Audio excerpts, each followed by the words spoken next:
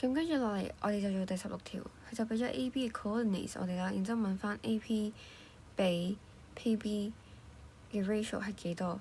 咁好簡單，我哋要先揾翻 A.B 呢條式係乜嘢，然之後乘翻實翻0y 啦，就揾翻佢個 y-intercept 嘅位置，然之後再計翻 A.P 同埋 B.P 嘅長度，就可以計翻佢個 ratio 噶啦。咁咧，我哋應該點樣揾翻條式出嚟咧？其實咧就用翻呢個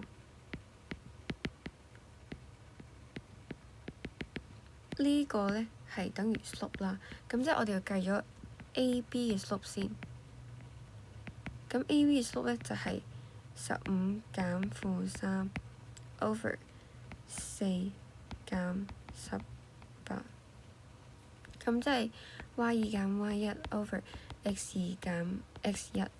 咁咧 y1 同 y2 調轉都冇所謂，但係如果你調轉嘅話，你下面都要調轉，即係總之要對得上啊。然之後撳翻 KO 機咧，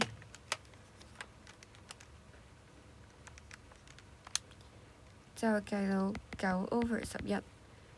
咁然之後我哋攞其中一個 coordinate， 譬如咧我攞 B 啦，咁就係 y 減15等於9 over 11 x 減4。之後你直接實翻個0y 落去得㗎啦，即係呢個係變咗0。咁就係 y 減15等於9 over 11乘負4。呢個調過去會變咗加15。然之後咧 y 咧你就會計到129 over 11。咁即係 P 嘅坐標就係0 129 over 11。咁我哋而家可以拆走呢啲先嘅。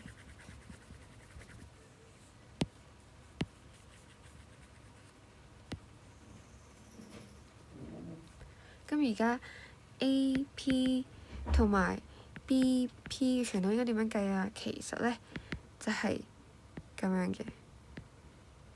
x1 減x2 2次加 y1 減 y2 2次，同樣咧要對得翻，即係你 x2 減x1都得嘅，只不過你隔離就要變咗 y2 減 y1，咁即係負3減18減0 2次加負3減129 over 11 2次。撳翻 KO 機咧，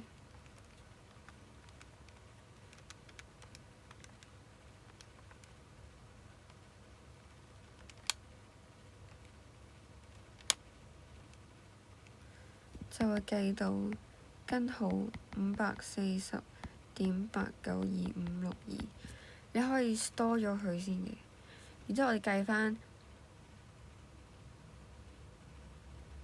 B.P 就係15減0，之後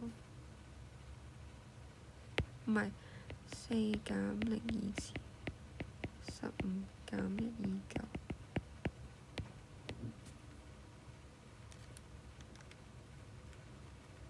撳翻 KO 機咧，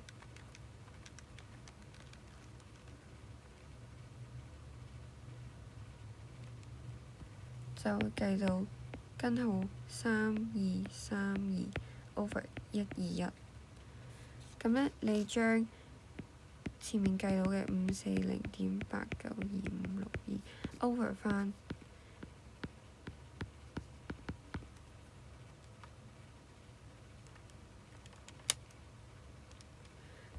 就會計到9比2，答案就係 dot 㗎啦。